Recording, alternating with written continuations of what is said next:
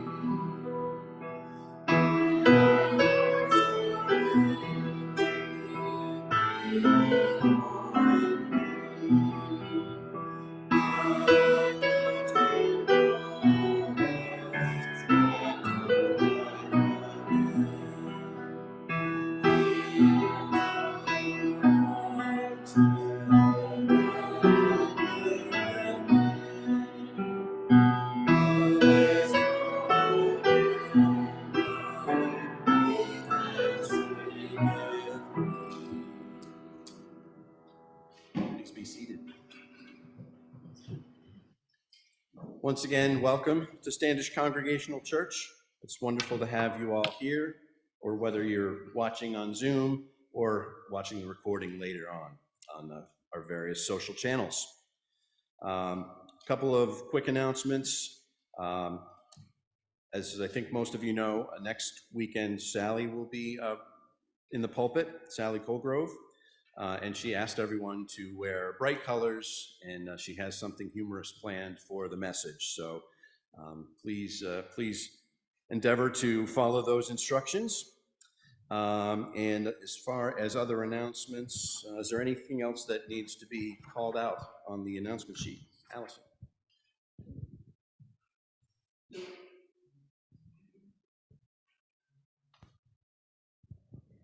I imagine most of you have already read the announcements page and seen where Women's Fellowship is once again sponsoring Blanket Sunday. At the front of the church, in front of the organ, on the railing there, I've placed a sample blanket. These blankets are given to whoever is in the midst of a disaster, whether it be a tornado or an earthquake or fires or floods or whatever else happens. These blankets can be used obviously as a blanket, but as shelter, as clothing, even a way to carry their meager possessions that they might have. So on your way out, if you want to check out the blanket and consider giving a $10 donation, for each donation, Church World Service is able to purchase one of these blankets. And it covers the whole world. It's not just here in Maine or even the United States. Thanks for your support. That's an important ministry. Kimber.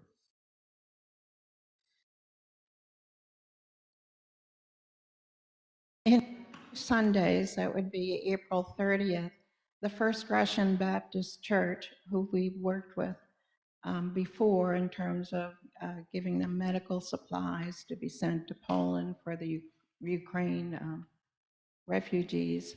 Well, their youth choir at the First Russian Baptist Church is composed of late-age teenagers, young adults. There's 20 to 30 of them. And on April 30th, they're coming to our church. They're joining us in our service here, and they're going to be singing both in English and in Russian the hymns here that day along with us. So I'll be explaining more about why this is happening in the message for all ages today.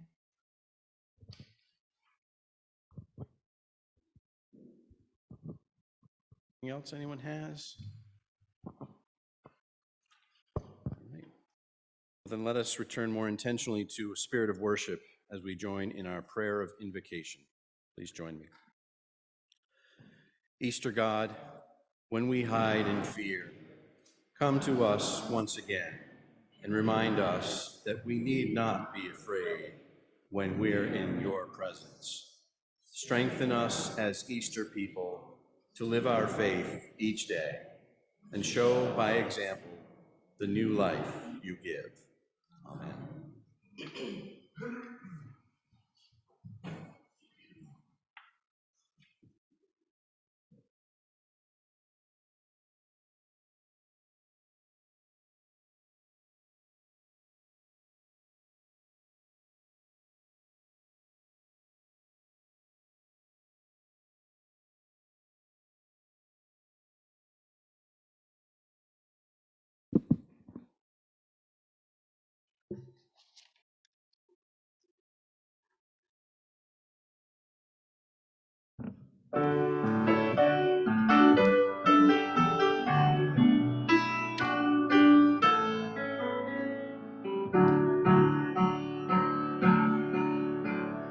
Come, the fount of every blessing, tune my heart to sing thy praise.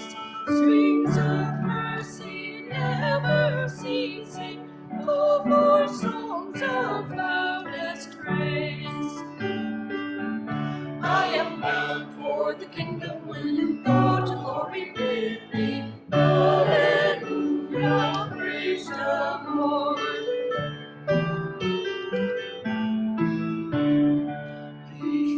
Some melodious sonnet sung by flaming tongues above. Praise the mountain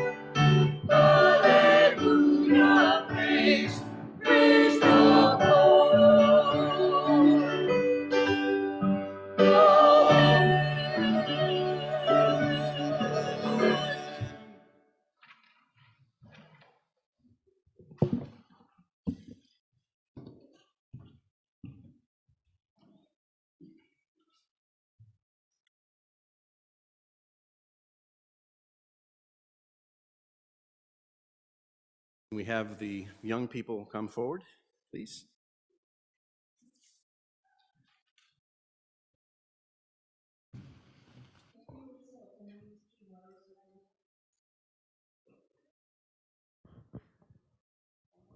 Can you sit over here too?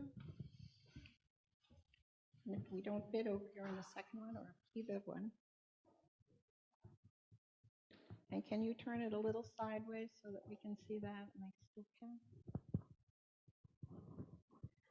Well, good morning to Sawyer, Amelia, to Ari, to Josie and Kai. So good to have you here. And we're going to be talking about missions today. So the first thing I'm going to do is introduce to the church who's on the mission board today. So Sue Foley, would you come up? And Lorraine, would you come up?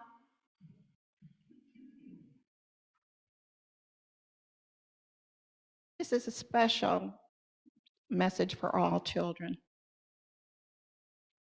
And they're going to be my helpers. So could you two hold this, one on each side, and move over this way some? It's important that the children be able to see both of these. Okay? And so we're going to be talking about a mission. What do you think a mission is? Any ideas? What do you think, Ari? Are Are shy? Did you want to say something? it's like when you set out to do something. Yes, it's when you set out to do something. It's like having a goal, your mission. And UCC has a mission. Do you know what UCC stands for? United Church of Christ. So the UCC mission is to work for justice under God's love and action. So our mission board here in your church, which also includes Wendy Kent, who sorrily is in Bermuda. And we welcome back Lorraine, who has just come back from Thailand. So it sounds like we have to do some traveling soon. On it. So what we're going to be doing is looking now at a true mission story. This is a true one. And it's the journey of a family that starts out heartbreaking and ends up to be heartwarming. And the city that we're talking about is Bakhmut over in Ukraine. And Bakhmut is a city of about 70,000 people. Can you guess what Portland has for the number of people? Like maybe 100,000, maybe a million, I don't know. 100,000, a million? I didn't know either until I looked it up. But would you believe that Portland, what? Maybe 10,000. Maybe 10,000. Would you believe that it's the same, Portland has the same population as Bakhmut over in Ukraine, 70,000 people. And how big is Portland in area? Well, Portland is 21 square miles. You want to take a guess how big Bakhmut is in Russia? Anyone make a guess? 10 or 15. Close. It's miles. So Portland and Bakhmut are very similar. So the family we're going to be talking about in our mission story is going to be from Bakhmut. And they lived in Bakhmut, and there's 9 of them. How many in your families? Do you want to give me? How many in your family? 2. And how many in your family? 2. 2. 4. 4. Okay, so some we had parents and some without parents. So it's very common in Ukraine to have 8, 9, 10 people in the family. So this is a common family that we're talking about from Bakhmut. And we'll start out with where this family, well, we won't start out quite yet with the family. We're going to look at what happened Can you point out, by going up and touching the pictures, where their house is? Can you find pictures with their house I'm looking for? Anybody want to find them? Sawyer? I think the children can find them. I don't know about the adults, though. That's one. And is there another one? Where's the second one? That was inside, yeah. There's one over here. Look at those two pictures. You see that one? You can stand up if you want. And the picture over there. What happened to the roof over there? In that one. Where did it go? It collapsed. And this is after it collapsed. What did they put on top of it? They put on a top. And you know how that happened? They were bombed. And for the last 6 months, that city has been bombed by Russia. They are close in territories, but Russia is trying to take over that city. So this is the story of more than just this family. It's really the story of the people of Ukraine that are in Bakhmut. And you can see over there, when it struck the house, it went down and it destroyed the things inside of it also. And this is the family standing outside. Now, the family is, I'm not going to say it correctly, but it's like Panamayev. That's their last name. There's 9 people in that family. So we're going to look at their family right now. This is the most recent picture of the family. Here is the mother and the father, and then the children. This is the youngest, growing up now. There's 9 of them. So they had a lot of children to take care of. And let's see, I was wondering, I think I had another picture. No, I guess that's the one that we used then. So there's, I think in the other, in the fellowship hall is another picture of them, but they're older now. And this is the daughter. See how she's older? This is her now. Here she's about 3, and here she's 8 years old.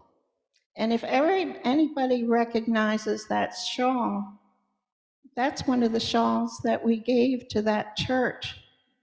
And we gave it to her, the First Russian Baptist Church. We gave it to her because she just came over to the United States, and they were fleeing the war.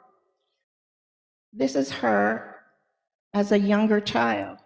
She has diabetes, so she has to have special medicine. They couldn't get the medicine for her over in Bakhmut.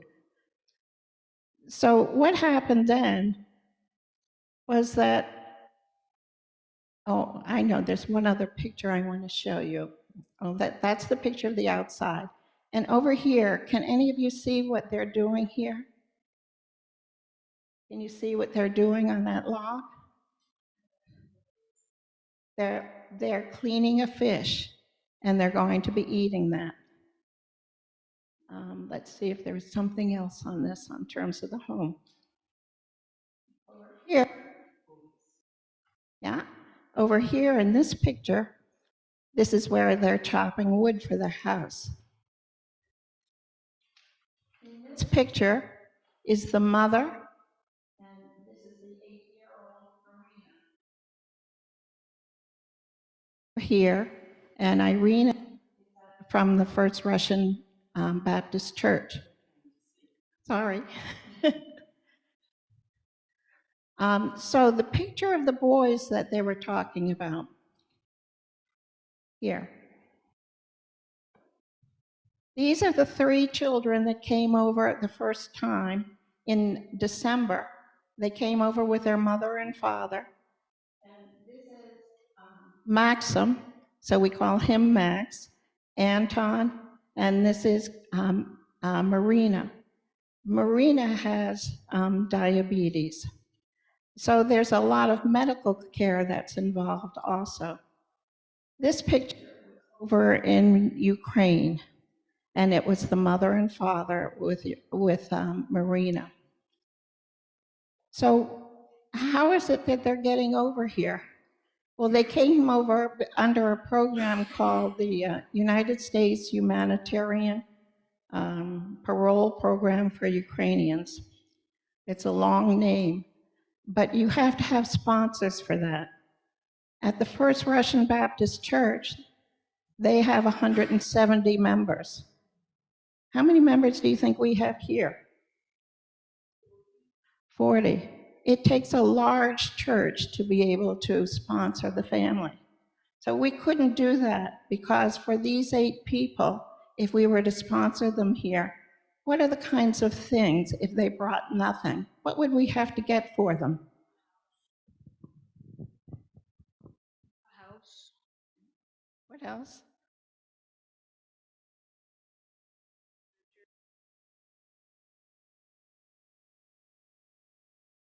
Food.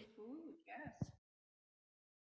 How are they going to get Marina to the doctors for her diabetes? Bills. We have to pay for medical bills. Medical bills? We're talking thousands of dollars to do this. Oh, stuffies. Dad said stuff is very important. Marina can't get along without those. So because it's so much and we can't the sponsorship, we're going to try and help. And the way we're going to try and help is these people are living locally now in Scarborough.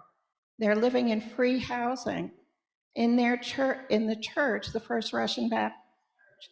They had someone said they had a rental house. They can live in it till May because it needs to be rented out for the summer. So they're in that house for free right now. But that's going to end. So the Russian church is going to sponsor all the payments that they need to make this family be able to stay here. 2 of the boys are in school. One is 14 and one is 12. Could you stand up, Sawyer? Who else is 12? We just have Sawyer. So I want you to picture if Sawyer had some math, you would be sponsoring somebody like that. And what we would sponsor them for is going to school. It was very important when they came over, they had nothing. They're very afraid. They had nothing, they couldn't speak, they could bring nothing with them except their luggage. And they needed to get into an environment that was reassuring, calm, and would take them as they are. So the school that did that is the Living Water School. Know where that is? Have you heard of that? It's 1 mile away from Bonnie Eagle High School. So they're very close to us. These are 2 boys from Ukraine that are near to us. We can help them. And we can help them by funding their tuition. So that's another story. Living Water School already did their part. They did it by saying they reduced the tuition by 55%. So what is the remaining amount? Well,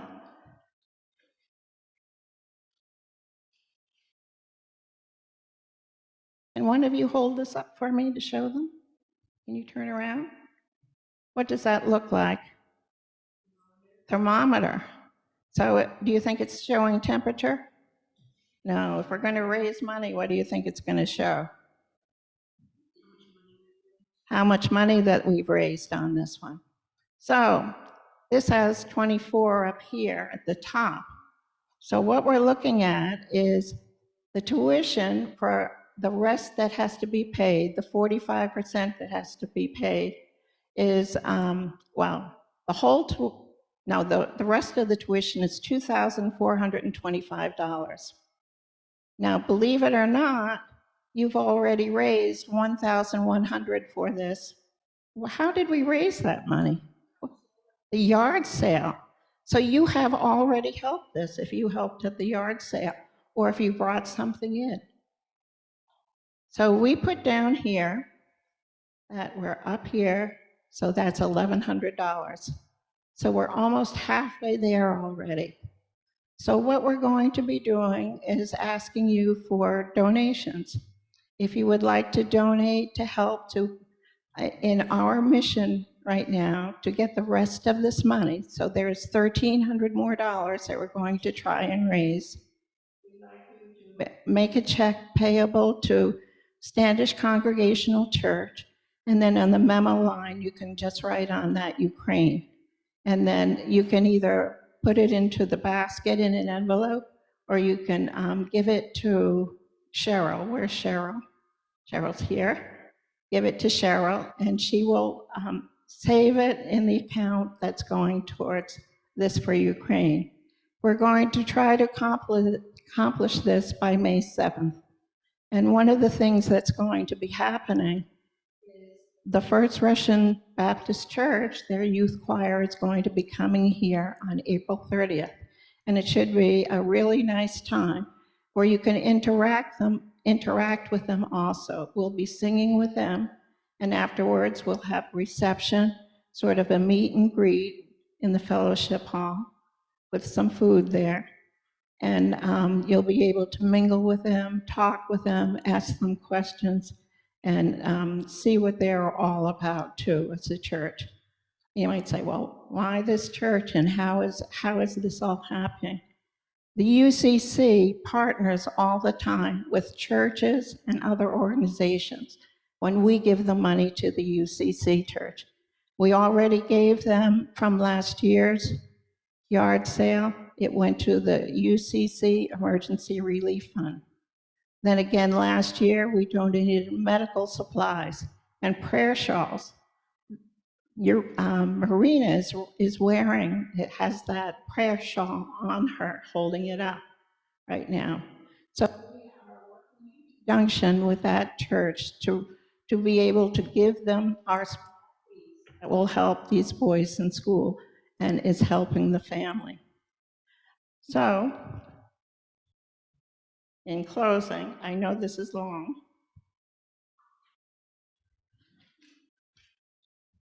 I want to say this. It's not often that a small congregation can affect a world event. Here at Standish Congregational Church, we call it love in action. A small event can have a big impact on families, events, and history.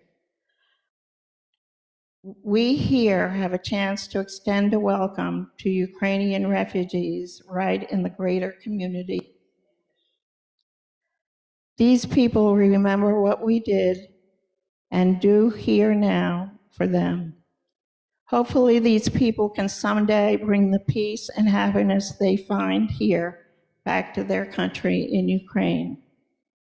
Together with you and the mission board here, we are a part of a church that values action, love and action, and we have been on a path of help for justice for the Ukraine. Thank you for the support. You did a great job, all of you. Thank you.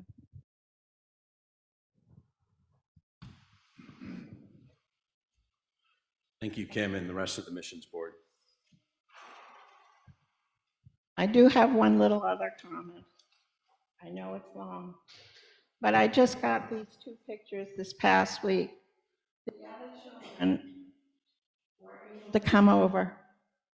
This is Custo in the middle, in the Boston, when he arrived a week ago. Remember, the family came over in beginning of December. He was able to come over from Germany. He fled the country. He's 18. He got into Germany and was able to come over now. 1 week later, the rest of the family came over. They were in Ukraine. This one is Custo, Anastasia, and Danielle. And that was the 20-year-old that got married and has a 2-year-old child. She also is diabetic. So now the entire family is almost reunited. There are 2 children yet that are over 16. And they are not allowed to leave the country because they're boys and they have to serve in the Ukraine army.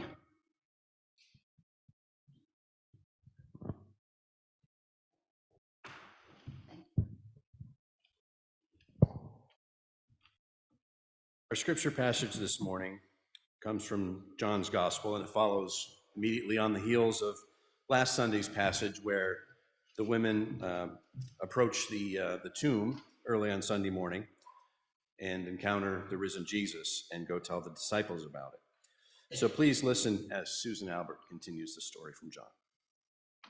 I'm reading from the book of John, chapter 20, verses 19 to 31. When it was evening on that day, the first day of the week, and the doors of the house where the disciples had met were locked for fear of the Jews, Jesus came and stood among them and said, "Peace be with you." After he said this, he showed them his hands and his side. Then the disciples rejoiced when they saw the Lord. Jesus said to them again, "Peace be with you. As the Father has sent me, so I send you." When he had said this, he breathed on them and said to them, "Receive the Holy Spirit. If you forgive the sins of any, they are forgiven them. If you retain the sins of any, they are retained." But Thomas, who was called the twin, one of the 12, was not with them when Jesus came. "We have seen the Lord." But he said to them, "Unless I see the mark of the nails in his hands and put my finger in the mark of the nails and my hand in his side, I will not believe." A week later, his disciples were again in the house, and Thomas was with them. Although the doors were shut, Jesus came and stood among them and said, "Peace be with you." Then he said to Thomas, "Put your finger here and see my hands. Reach out your hand and put it in my side. Do not doubt, but believe." Thomas answered him, "My Lord and my God." Jesus said to him, "Have you believed because you have seen me? Blessed are those who have not seen and yet have come to believe." Now Jesus did many other signs in the presence of his disciples, which are not written in this book. But these are written so that you may come to believe that Jesus is the Messiah, the Son of God, and that through believing you may have life in his name.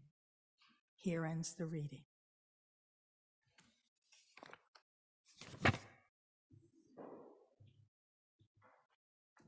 Please join me in prayer.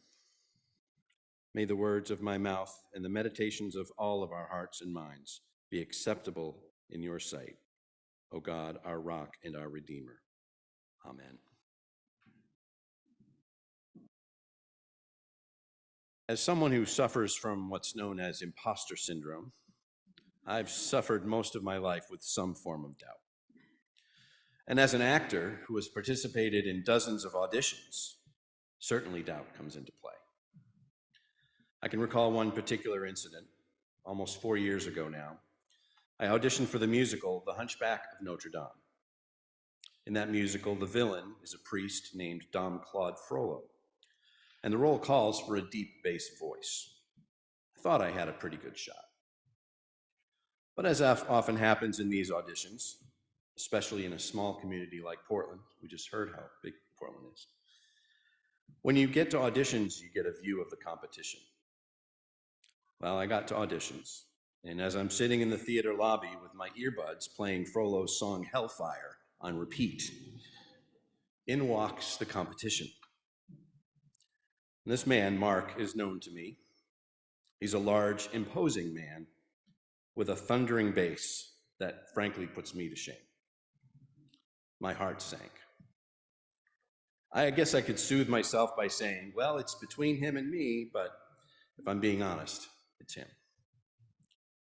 Now, it'd be really awesome if I could say that I got the part over him, and don't succumb to doubt, but rather be confident in yourself. But that's not my point. That's not my story.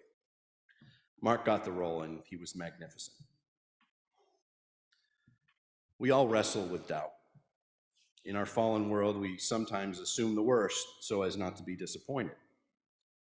And that may have been the attitude that Thomas had when he was confronted with the possibility that Jesus was alive and had visited the other disciples. Now, Thomas sometimes gets a bad rap. I mean, how do we know him? Doubting Thomas, right? Okay, that's kind of his distinguishing feature as portrayed in John's gospel. But hold on a second. What was the attitude of the other disciples prior to their seeing Jesus in the flesh? Despite being told on multiple occasions that Jesus would be killed, but on the third day be raised from the dead, the disciples were cowering in a secret room with the doors locked, so no one would find them. Not the example we might expect. So it's not really fair for us to chastise Thomas for unbelief when the others were probably of a similar mindset until Jesus entered the room. We don't go around talking about doubting Andrew or faithless Bartholomew. And in the passage that Sue read, Jesus miraculously appears in a room where the doors had been locked and showed the disciples his wounds. He wanted them to know that his resurrected body was the same body that had been through the physical abuse he had received in the days leading up to his death. Other gospel writers describe him eating a meal with them. This was no vision. It was a living physical body. And until they saw Jesus in the flesh, they were just as susceptible to skepticism as Thomas. So when Thomas joins them the following day, he's perhaps appropriately skeptical.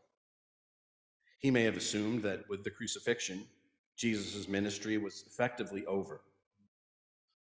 We talked a little bit last week about the failed discipleship of many of Jesus' followers, who should have been prepared for a miraculous rising from the dead, but who just didn't seem to get it.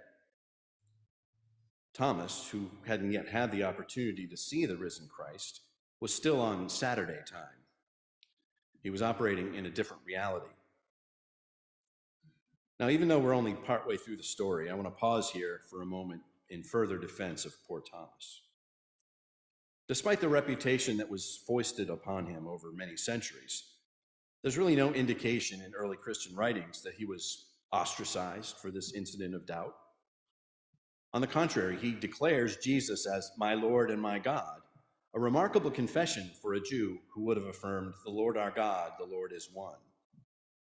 Equating Jesus with God would have indicted Thomas as a blasphemer in the Jewish community.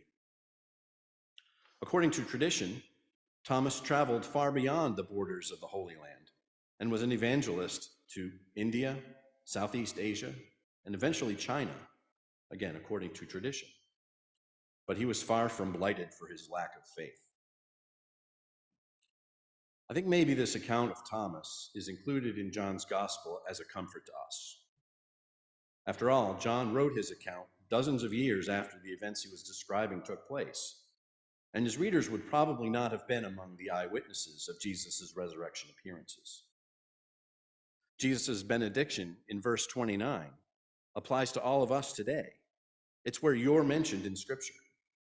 Blessed are those who have not seen and yet believed. It's probably not a stretch to assume that Thomas wanted to believe. Like us, we want to believe that God will have the last word, that all the sadness, wrong, and injustice that we encounter in the world will someday come to a final end. Where are the stumbling blocks that keep us from belief? What holds us back from true faith that God is ultimately in control? Are we afraid, perhaps like Thomas, afraid of what the future might hold if we went on record as supporting a radical preacher who claimed to have been raised from the dead? Are we afraid of people thinking we're in some way gullible or simple-minded? What we have to cling to is God's character, especially as displayed in Jesus. There's no deceit in him, and he's worthy of our trust. That's what faith is, isn't it? Trust that what God says is true.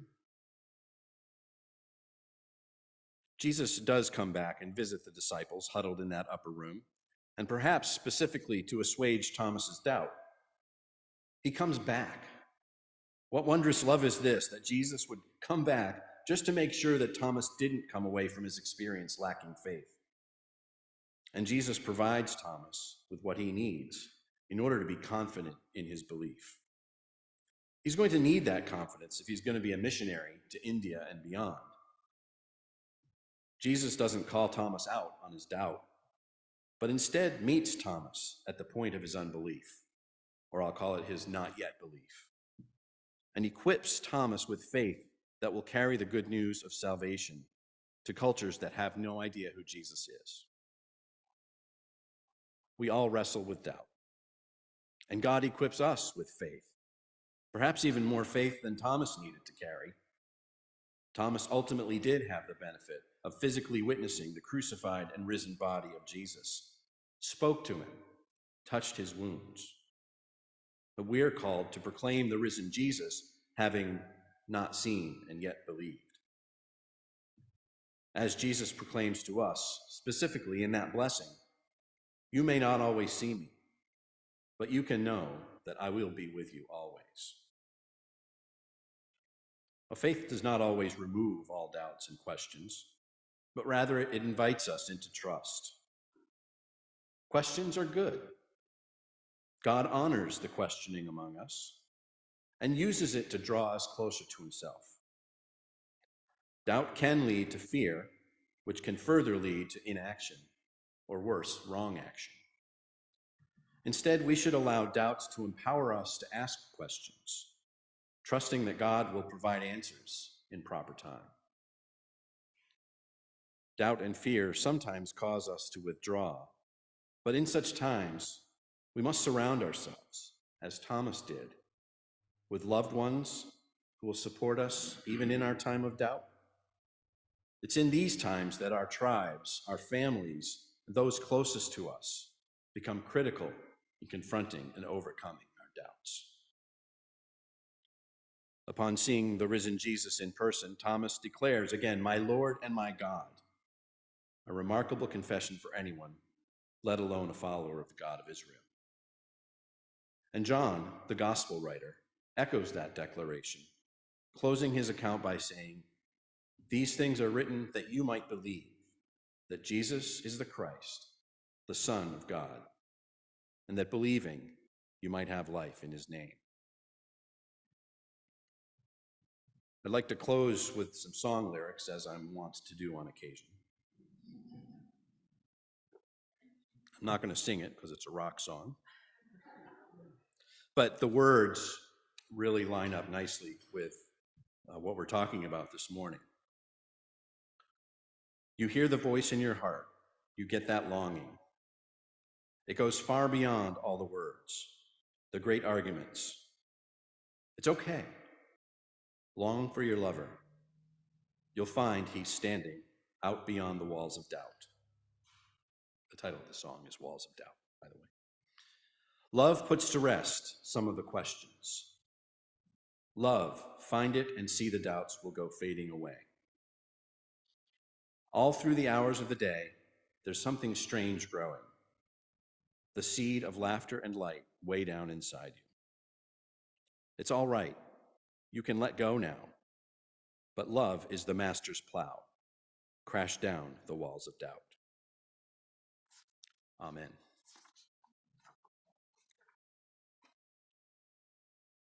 Let us offer up our hymn of praise this morning. You'll find it on page S10, "On a Hill Far Away, the Old Rugged Cross."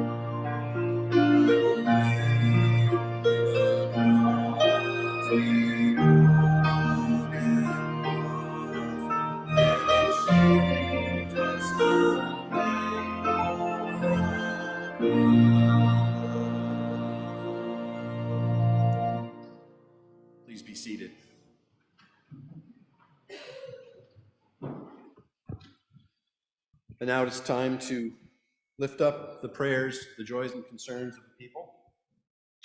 Thank you, Sawyer. Anyone have a concern they'd like to share or joy?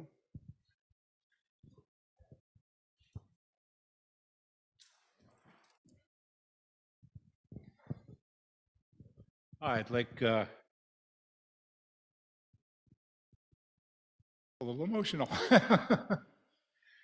I'd like to have everybody's prayers for some dear friends of ours, dear friends of 40 years, I think. Rick Eicher, who has been struggling with Parkinson's for well over 10 years, but who yesterday lost a great amount of his ability to talk, to find words, and to understand. And it has nothing to do, we know, in anything that we would normally diagnose. So they're struggling to find out why this happened. And meanwhile, he's now in care at a hospital in New Jersey. So please pray for him. Thank you, Kerry. What was his first name again? Rick. Thank you.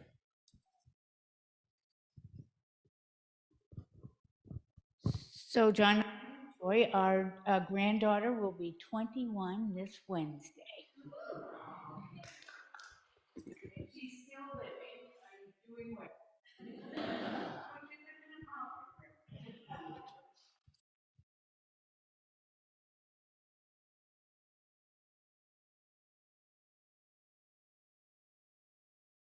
My husband's co-worker's wife went to the hospital last week, and she'd been experiencing a sore throat and feeling cruddy.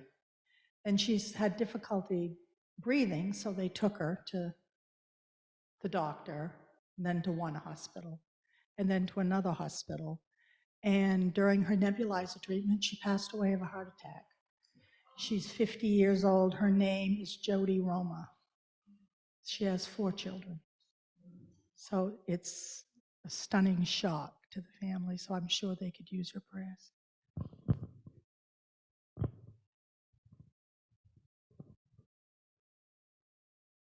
I have a joy. We had been praying for my husband's cousin, who's had Parkinson's for 22 years now. And her husband had just died, and she was in the hospital. So she was in the hospital for a month before she finally has gotten into assisted living now. And it's such a joy for her and a joy for the family that she's home after all her suffering. She's found a home in assisted living. Remind me of her first name. Barbara. Thank you. I have a joy I'd like to share. Early this afternoon, we will be celebrating Greek Orthodox Easter at our house. We're expecting 16 to 18 people. Mary has been cooking for 3 days. So we'll be getting some good Greek food. The dessert will be homemade baklava.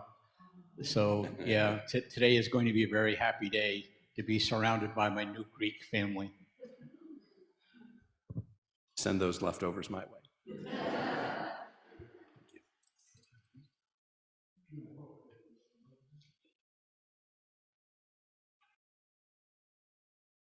I obviously have many blessings. You just heard about one of them. I'm so grateful to have the chance to go to Thailand. One of the greatest, amazing things I learned is was reminded how very, very fortunate we are. There are a lot of very poor people struggling there, but there's a lot of fun to be had in areas too.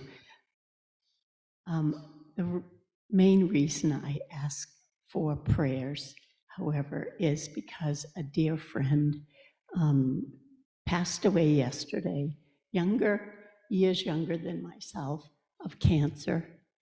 And I was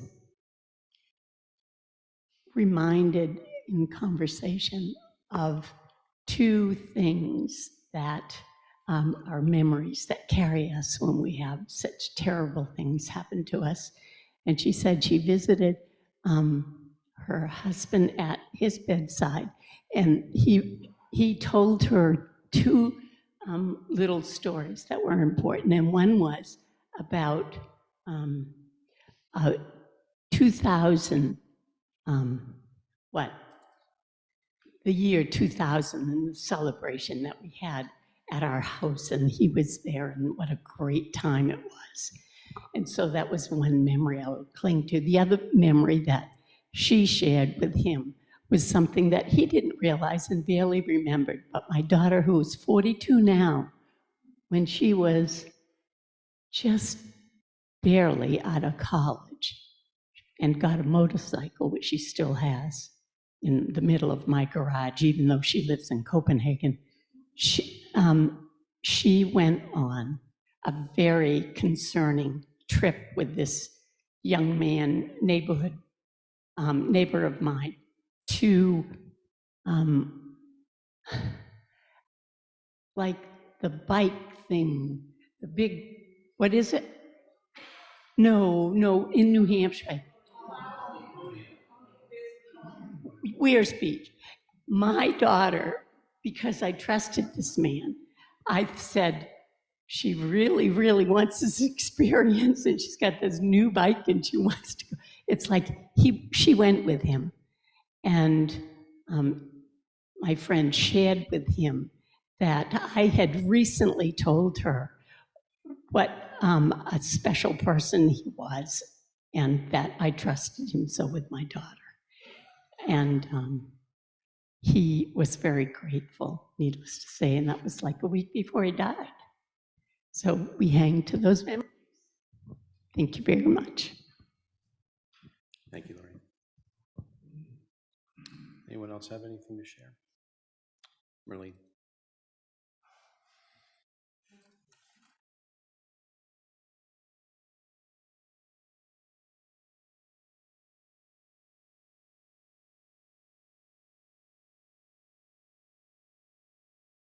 I have a joy. Years ago, we planted some crocus in our front lawn, and they come up after the snow leaves every year. And when I was out cleaning up from Millie's winter things, I came across so many little purple crocuses smiling up at me, and that was such a pleasure, such a joy. Thank you, Merlene. We need those little joys this time of year. Right.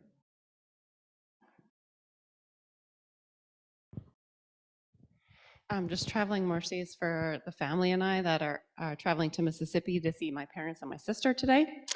And prayers for Tug as he's in New York spreading his wings, but waiting for a locksmith to hopefully get him out of his car and coming home.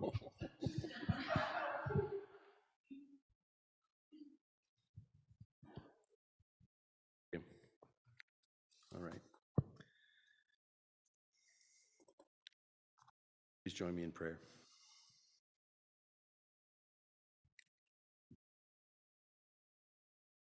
Resurrection God, you've given us life in a beautiful world. We hear the dawn chorus that promises a new day and draw comfort from the voices of loved ones. We savor familiar foods that nourish us and enjoy the tang of new flavors. We watch the emergence of life in a new chick or butterfly or the sprouting of crocuses, and touch the varied textures of rough tree bark or smooth pebbles. Thank you for our experiences of life this week that have brought us pleasure and joy, but especially the celebrations that were lifted up this morning. We join Sue and her family in joy for her granddaughter's 21st birthday. We're grateful that Kim's husband, cousin, Barbara, has found assisted living and will be on the path to more confident and able life. We thank you for the opportunity for family gatherings, and especially Will's family gathering to celebrate Easter and the resurrection of your son in the Orthodox tradition.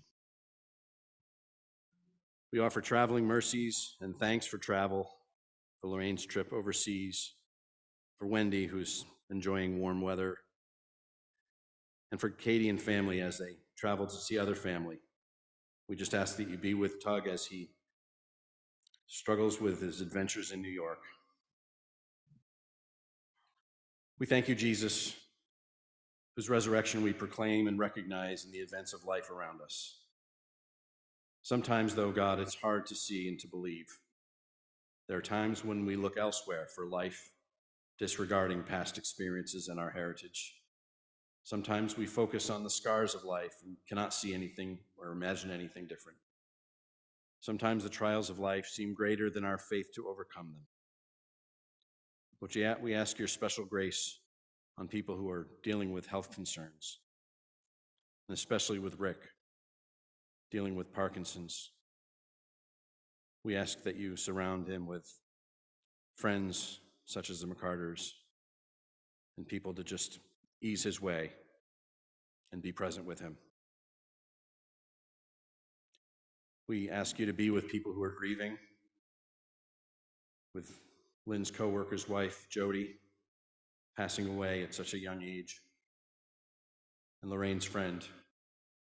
We just ask you to be with those families, be present with them in their grief, and bring them comfort.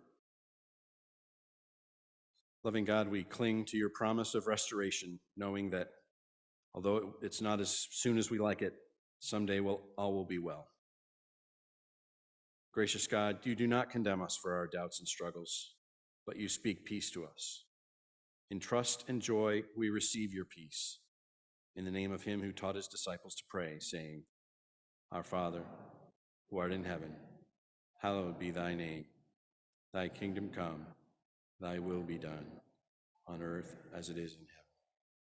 Give us this day our daily bread, and forgive us our debts, as we forgive our debtors. And lead us not into temptation, but deliver us from evil. For thine is the kingdom, and the power, and the glory forever. Amen.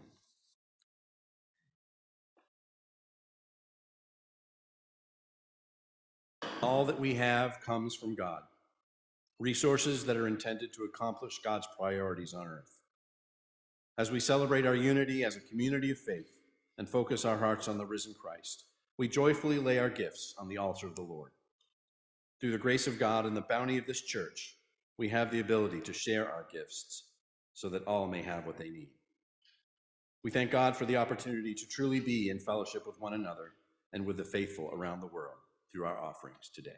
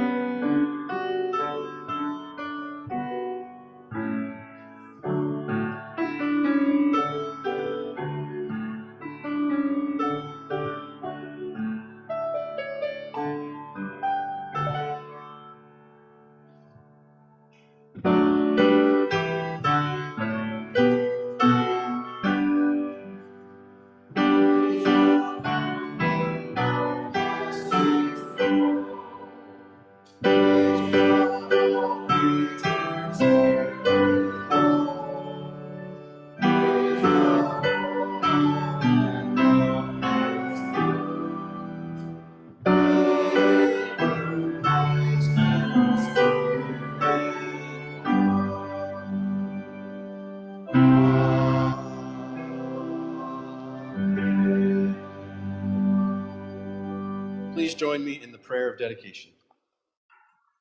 We bring our gifts to you, O God, just as you brought the gift of new life to us in Jesus, friend, brother, Savior. Transform these gifts into tools to bring your message of hope and new life to the world.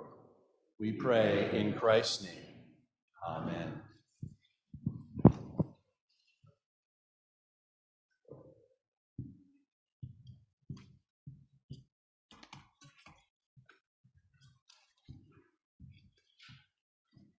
Our hymn of dedication is Alleluia, the strife is o'er. And just so you know, there's a little bit of a one-line introit at the beginning, but then when we repeat, we go back to the first verse. We don't repeat the introit. So you'll see when you follow along in your hymn.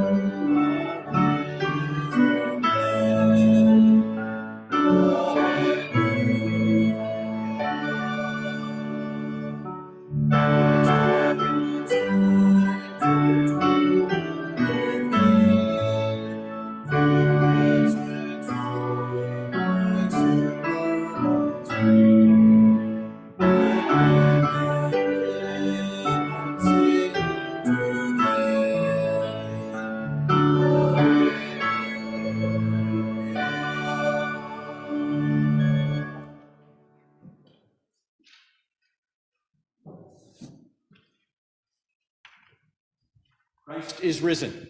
He is risen. Go to proclaim that simple and transforming truth in all that you say and do. Go in faith, knowing that God, eternal creator, risen Christ, sustaining spirit, will be with us always. Amen.